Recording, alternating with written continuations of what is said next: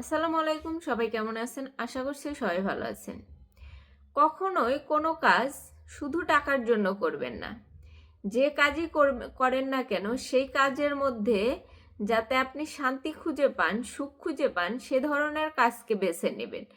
আর একটা জিনিস খেয়াল রাখবেন, আপনি যে কাজই করেন না কেন সেই কাজের মধ্য দিয়ে যেন আপনি অন্যের উপকার করতে পারেন বা আপনার কাজের দ্বারা অন্য মানুষ উপকৃত হইতেছে কিনা সেটার দিকে যখন খেয়াল রাখবেন তখন দেখবেন অটোমেটিক্যালি আপনার কাজটা সহজ হয়ে যাবে এবং আপনার কাজটা গ্রোথ করবে। আপনি শুধু যদি টাকার পিছনে ছুটে কাজ করেন সেই কাজটাতে আপনি 100% সফলতা পাবেন এর কোনো গ্যারান্টি নেই।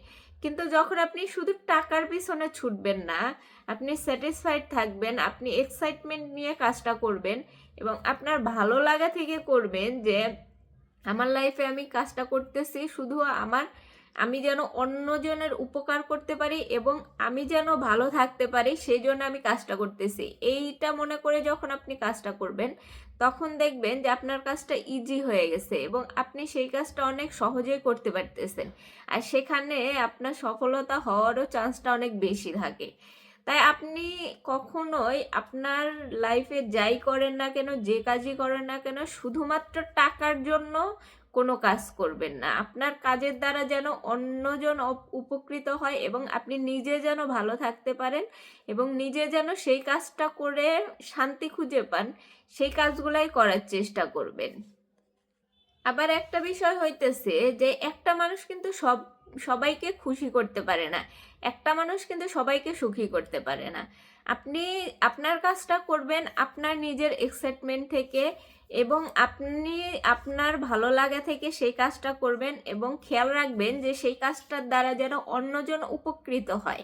কিন্তু এর মানে এটা না যে আপনি সবাইকে খুশি করতে পারবেন, কারণ আপনার কাজ দ্বারা অনেকেই খুশি হবে, অনেকেই সুখী হবে, অনেকেই হবে না।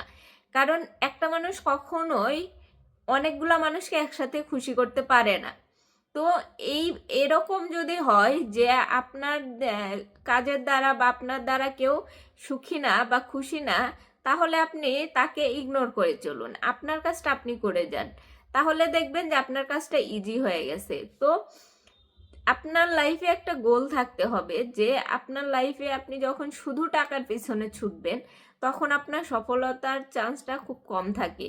আর যখন আপনি টাকা কথা চিন্তা পরে করে আগে চিন্তা করবেন যে আমি যে কাজটাই করতেছি না কেন আমার কাজের দ্বারা যেন অন্যজন উপকৃত হয় এবং আমার কাজের দ্বারা যেন অন্যজন সুখে থাকতে পারে, আমার যেটুকু প্রফিট দরকার সেটুকু আমি নিতে পারি এবং অধিক প্রফিটের আশায় যেন আমি অন্যজনকে বিপদে না ফেলি বা অন্যজনের যেন অপকার না করে ফেলি, সেই দিক থেকে যখন খেয়াল রাখবেন তখন দেখবেন যে আপনার বিজনেস হোক বা যে কোনো কাজই হোক আপনি সেটাতে সফলতা অবশ্যই পাবেন। তো সফলতার জন্য আপনাকে বেশি কিছু করতে হবে না বা জীবনে ভালো থাকার জন্য, সুখে থাকার জন্য, শান্তিতে থাকার জন্য বেশি কিছু করতে হবে না। শুধুমাত্র একটা জিনিস খেয়াল রাখবেন যেন আপনার এই কাজটা, যে কোনো কাজ করতেছেন না কেন এই কাজটা যেন অন্য উপকারের জন্য হয় এবং আপনার নিজের শান্তির জন্য হয়। এর বাইরে যখন আপনি বেশি কিছু আশা করবেন যে আপনার 10 কোটি টাকার বিজনেস আছে আপনি আরো 20 কোটি বানাইতে চান, তখন দেখবেন যে আপনি আশেপাশের মানুষগুলাকে অসুখী করে ফেলবেন।